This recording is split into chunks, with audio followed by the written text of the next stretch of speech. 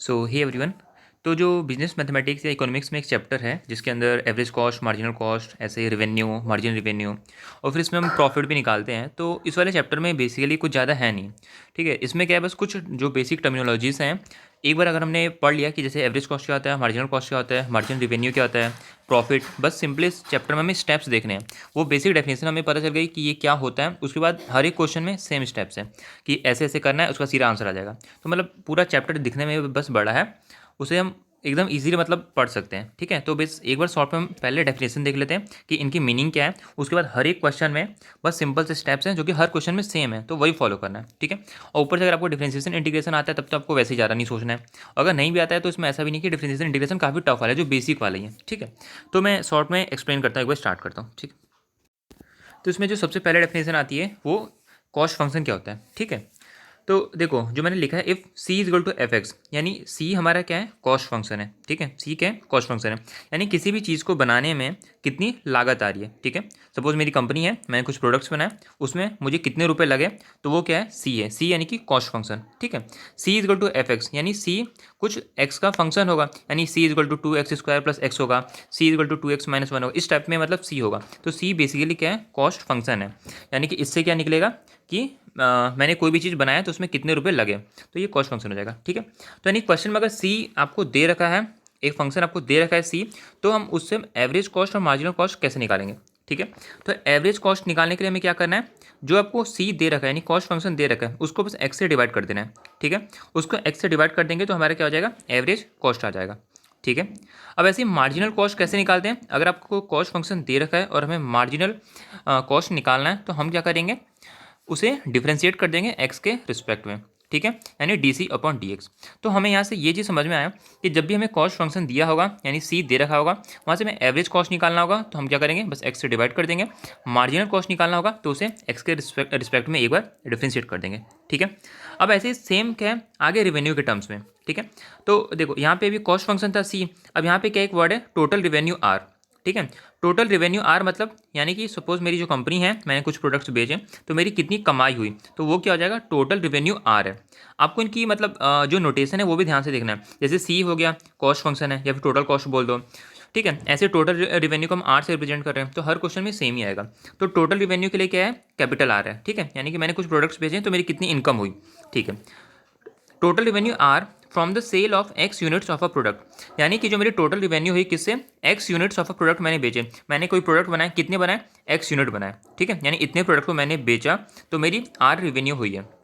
तो आर की value P x होगी। मतलब देखो भाई, अब मैं बोल रहा हूँ कि मैंने एक्स यूनिट बेचे, एक्स हो गया। ठीक है, पी इसमें क्या बता रहे हैं, P is price per unit, यानी एक यूनिट का प्राइस पी रुपये है। मतलब मैंने बहुत चीज़ बनाए, एक चीज़ का पी रुपीज़ है, टोटल मैंने एक्स चीज़ बनाई है, तो टोटल प्राइस कितना हो जाएगा, पी इंटू एक्स हो जाएगा। ठीक है, एक बार फिर से रिपीट कर रहा हूँ। मैंने कहा सपोज मैंने कोई भी चीज़ एक्स यूनिट बनाया, मतलब एक्स है। ठीक है, एक का प्राइस पी है, तो इन सबका प्राइस कितना हो जाएगा, पी इंटू एक्स हो जाएगा। ठीक है, तो वही total revenue R is equal to P X हो जाएगा। ठीक है, ठीक है, अब टोटल रिवेन्यू हमारे पास है तो फिर हमें एवरेज रिवेन्यू निकालनी, तो क्या करना है, एवरेज के लिए हमेशा ऊपर भी क्या था, एक्स से डिवाइड करना है, तो यहाँ भी रिवेन्यू को क्या करेंगे, एक्स से डिवाइड कर देंगे। ऐसे मार्जिनल रिवेन्यू निकालना हो तो क्या करेंगे, ये जो टोटल रिवेन्यू है इसको एक बार एक्स से रिस्पेक्ट में डिफ्रेंशिएट कर देंगे। ठीक है, तो आई गेस यहाँ तक क्लियर हो गया होगा।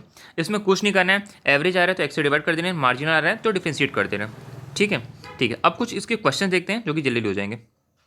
तो देखो इसमें जो सबसे पहला क्वेश्चन है वो एकदम इजी क्वेश्चन है, तो एक बार एक देख लेते हैं। ठीक है, if a manufacturer's total cost function is this, यानी टोटल कॉस्ट फंक्शन सी दे रखा है, ये दे रखा है। ठीक है, हमें क्या निकालना है, एवरेज कॉस्ट फंक्शन निकालना है, फिर मार्जिनल कॉस्ट फंक्शन, फिर तीसरा कुछ तो निकालना है। तो सबसे पहले क्या है, एवरेज कॉस्ट फंक्शन। अभी हमने बताया अगर कॉस्ट फंक्शन दे रखा है और हमें एवरेज कॉस्ट फंक्शन निकालना है तो क्या करना है, उसको बेसिकली एक्स से डिवाइड कर देना है। तो एवरेज कॉस्ट फंक्शन ए सी कितना हो जाएगा, सी अपॉन एक्स, यानी हमें कुछ नहीं करना है, एक्स से डिवाइड कर देना है, हमारा आंसर आ गया, वो क्या हो जाएगा, एवरेज कॉस्ट फंक्शन। ठीक है, अब हमें क्या निकाला है, मार्जिनल कॉस्ट फंक्शन। तो मार्जिनल कॉस्ट फंक्शन क्या होता है, हमें उसे क्या करना है, एक बार डिफ्रेंशिएट कर देना है। मार्जिनल कॉस्ट फंक्शन के लिए क्या पीछे था, जो कॉस्ट फंक्शन है उसको एक्स के रिस्पेक्ट में डिफ्रेंशिएट कर दो, तो ये M C is equal to D C upon D X हो गया। अब डिफ्रेंशिएट करने तो आता ही होगा, ये 0.1 एक्स स्क्वायर है तो 0.1 ऐसे रहेगा, एक्स स्क्वायर का डिफ्रेंशिएशन क्या होता है, 2x होता है, 3 तो कांस्टेंट है यानी 3 का डिफ्रेंशिएशन 0 हो जाएगा, तो 0.2 इंटू एक्स आ जाएगा। ठीक है, ये बी पड़ गया। अब सी वाले में क्या है कि मार्जिनल कॉस्ट बताना है कब, व्हेन 4 यूनिट्स आर प्रोड्यूस्ड, यानी सिंपली मार्जिनल कॉस्ट निकालो, उसके बाद जो एक्स की वैल्यू कितनी रख देनी है, 4 रख देनी है। तो वही क्या, मार्जिनल कॉस्ट अभी हमने निकाला ही था कि 0.2x आया था, इसमें हमें एक्स की जगह कितना रख देना है, 4 रख देना है। ठीक है, अब देखो आगे क्वेश्चन कुछ सेम है, अब इसमें वैरायटी कहाँ पे आ रही है, एक अलग टाइप है वो देखो। जैसे एग्जाम्पल नंबर 18 है, 18 के थर्ड वाले पार्ट में। ठीक है, थर्ड वाले में क्या निकालना है आपको, सी डेस 1000 and compare with the actual cost of 1001 ton. ठीक है, हमें इसमें सी एक्स दे रखा है, यानी कॉस्ट फंक्शन दे रखा है। कॉस्ट फंक्शन का मतलब अगर एक्स की वैल्यू मुझे खुद बताना है, मतलब मान लो कि मैंने एक्स मतलब मैंने मान लो 100 प्रोडक्ट बताया, तो एक्स की जगह मैं अगर 100 रखूँगा तो सी क्या दे देगा, उसकी कॉस्ट दे देगी, मतलब 100 प्रोडक्ट को बनाने में कितने रुपये लगे, इस टाइप का कुछ फंक्शन है। ठीक है, तो हमें इसमें क्या निकालना है, actual cost of 1001th ton लिखा है, यानी कि जब मैं 1001वां टन बनाऊंगा, जो भी यहाँ स्टील बन रहा है, तो जब मैं 1001वां टन बनाऊंगा तो उस 1001वें टन में कितना कॉस्ट लगेगा, बस वो बताओ। हमें ये नहीं बोला है कि टोटल बनाना स्टार्ट कर रहा हूँ, टोटल 1001 टन बन गया, अब बता दो कितना कॉस्ट लगा। हमें बताना जब वो 1001वां टन बनेगा तो कितना कॉस्ट लगेगा वो बताना। तो खुद ही सोचो, हमें 1001वें के लिए बताना है। ठीक है, तो देखो इसमें क्या करना है, C1001 माइनस C1000। C1001 क्या देगा, कॉस्ट फंक्शन है, टोटल हमने प्रोडक्ट कितने 1001 बनाए, यानी इन सब का कॉस्ट दे देगा, मतलब 1 से लेके 1001 तक जितना बना उसका कॉस्ट आ गया। उसमें से हमने माइनस क्या कर लिया, 1 से लेके 1000 तक जितने भी हमने चीज़ें बनाए उसका कॉस्ट हमने क्या किया, इसमें से इसको माइनस कर दिया, तो ये आ जाएगा। ठीक है, अब इसमें क्या कुछ बेसिक क्वेश्चन है, तो कुछ क्वेश्चन अपने अकॉर्डिंग एक बार देखना। अब इसमें एक नया टाइप है, ये क्वेश्चन दे रखा है जिसमें एवरेज कॉस्ट फंक्शन हमें दे रखा है। हमें क्या निकालना है, find the output for which A C is increasing. हमें निकालना है, यानी सिंपली वही एक्स की वैल्यू निकालनी है फॉर विच ए सी, यानी एवरेज कॉस्ट क्या है, इंक्रीजिंग हो, और सिमिलर वे ए सी जब डिक्रीजिंग होगा तब क्या आएगा। ठीक है, तो देखो एवरेज कॉस्ट दे रखा है, हमें क्या निकालना है, find output for A C is increasing, यानी कि ए सी जब क्या हो, इंक्रीजिंग हो। तो इंक्रीजिंग और डिक्रीजिंग के लिए क्या होता है, इंक्रीजिंग के लिए क्या करते हैं हम, उसको डिफ्रेंशिएट करते हैं, फिर ग्रेटर देन 0 पुट कर देते हैं, तो ये इंक्रीजिंग की कंडीशन होती है। क्या करना है हमें, जिस भी चीज़ को इंक्रीजिंग के लिए हमें मतलब एक्स की वैल्यू निकालनी है, उसको क्या करना है, एक बार डिफ्रेंशिएट करना है और ग्रेटर देन 0 रख देना है, वहाँ से जो एक्स की वैल्यू आएगी वो हमारा आंसर आ जाएगा। ऐसे जब डिक्रीजिंग के लिए करेंगे तो क्या करेंगे, उसको एक बार डिफ्रेंशिएट करेंगे, लेस देन 0 रखेंगे, वहाँ से एक्स की वैल्यू जो आएगी वो हमारा आंसर हो जाएगा। ठीक है, तो इस क्वेश्चन में वही कर रखा है, एवरेज कॉस्ट हमारा दे रखा है x plus 5 plus 36 upon x, उसको डिफ्रेंशिएट किया तो ये चीज़ है। ठीक है, अब ये डिफ्रेंशिएशन बेसिक मैं मान के चल रहा हूँ कि आप लोगों ने पढ़ा है। ठीक है, तो डिफ्रेंशिएट करके आ गया। अब हमने बोला क्या, एवरेज कॉस्ट इंक्रीजिंग होना चाहिए, इंक्रीजिंग यानी कि जो हमने डी बाई डी एक्स निकाला ए सी का, वो ग्रेटर देन 0 होना चाहिए, यानी 0 से बड़ा होना चाहिए। ठीक है, और फिर इस चीज़ को सॉल्व किया तो यहाँ से एक्स ग्रेटर देन 6 आ गया। ठीक है, तो ऐसे ये सिमिलर डिक्रीजिंग के लिए भी कर लेंगे जब लेस देन 0 होगा। ठीक है,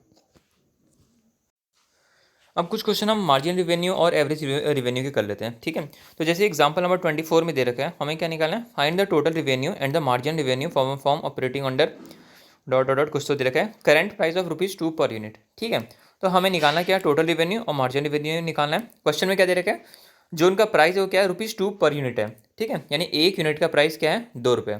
तो ये क्या था, एक्चुअल में क्या है, पी है, पी वहाँ पे क्या था, पी प्राइस पर यूनिट था, मतलब एक यूनिट का प्राइस कितना है, तो यानी कि जो 2 दे रखा है वो क्या दे रखा है, पी की वैल्यू दे रखी है, यानी पी इज इक्वल टू 2 इस क्वेश्चन में दे रखा है। ठीक है, पी दे रखा है, तो हमने मान लिया कि मान लो कि एक्स यूनिट्स आर सोल्ड, मतलब कितने यूनिट्स बेचे जा रहे हैं या हम बेच रहे हैं, एक्स यूनिट बेच रहे हैं। ठीक है, तो अब खुद ही सोचो, इसमें हमें टोटल रिवेन्यू निकालना है, मार्जिन रिवेन्यू निकालना है। ठीक है, तो सबसे पहले हमें क्या निकालना पड़ेगा, जो नॉर्मल क्या नाम है, एक मिनट, टोटल रिवेन्यू रिवेन्यू। ठीक है, तो सबसे पहले क्या, टोटल रिवेन्यू का फंक्शन निकालना पड़ेगा, इसमें कुछ दे तो रखा नहीं है। तो अभी हमने पढ़ा था कि जो टोटल रिवेन्यू होता है वो किससे निकलता है, पी इंटू एक्स से निकलता है।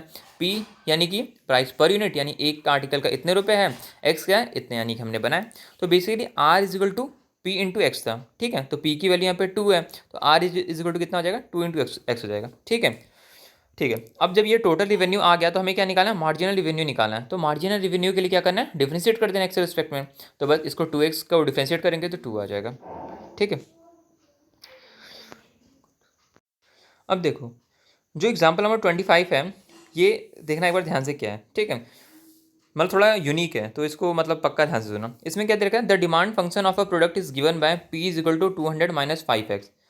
बोला कि जो डिमांड फंक्शन है किसी प्रोडक्ट का, वो पी इज इक्वल टू ये दे रखा है, जहाँ पे पी क्या है, प्राइस पर यूनिट है। तो पी तो हमने अभी पढ़ा कि पी क्या होता है, प्राइस पर यूनिट है, और इसमें बोला ये जो डिमांड फंक्शन है पी के मतलब इक्वल टू ये दे रखा है, यानी कि सिंपली डिमांड फंक्शन को उसने पी से रिप्रेजेंट किया है। ठीक है, तो ये जो पी से रिप्रेजेंट किया है ये बस इसी क्वेश्चन के लिए नहीं किया है, आगे जितने भी हम क्वेश्चन करेंगे इसमें मैक्सिमम मिनिमा आगे प्रॉफिट को मैक्सिमाइज करेंगे तो हर जगह इसका यही नोटेशन रहेगा। यानी कि सिंपली पी की एक आप ऐसे समझ सकते हैं कि पी की दो मीनिंग है। एक तो जो हमने अभी समझा कि पी क्या है, प्राइस पर यूनिट है, वो तो ठीक है।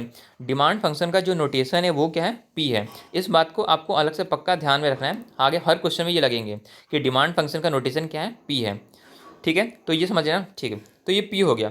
अब पी की दो मीनिंग है, यानी प्राइस पर यूनिट भी है, डिमांड फंक्शन का नोटेशन भी है। ठीक है, हमें क्या निकालना है, एमआर निकालना है, यानी कि मार्जिनल रिवेन्यू निकालना है। तो मार्जिनल रिवेन्यू निकालने के लिए सबसे पहले हमें क्या पता होना चाहिए, टोटल रिवेन्यू, यानी कि जो बेसिकली जो सबसे पहली चीज़ यानी कि टोटल रिवेन्यू। ठीक है, तो टोटल रिवेन्यू अभी हमने पढ़ा, आर होता है, आर इज क्या होता है, पी इंटू एक्स होता है। अब पी दे रखा है, एक्स से मल्टीप्लाई कर देंगे तो आर आ जाएगा। अब आर आ गया तो एम आर भी निकाल लेंगे। एम आर यानी क्या, मार्जिनल रिवेन्यू। मार्जिनल रिवेन्यू के लिए क्या करते हैं, डिफ्रेंशिएट करते हैं। ठीक है, तो इस टाइप के कुछ बेसिक क्वेश्चन है वो आप एक बार देख लीजिएगा और एक बार सॉल्व कर लीजिएगा। इतना डन है। ठीक है, अब आगे बढ़ेंगे, फिर प्रॉफिट वाले क्वेश्चन को मैक्सिमाइज करेंगे, मिनिमाइज करेंगे। ठीक है।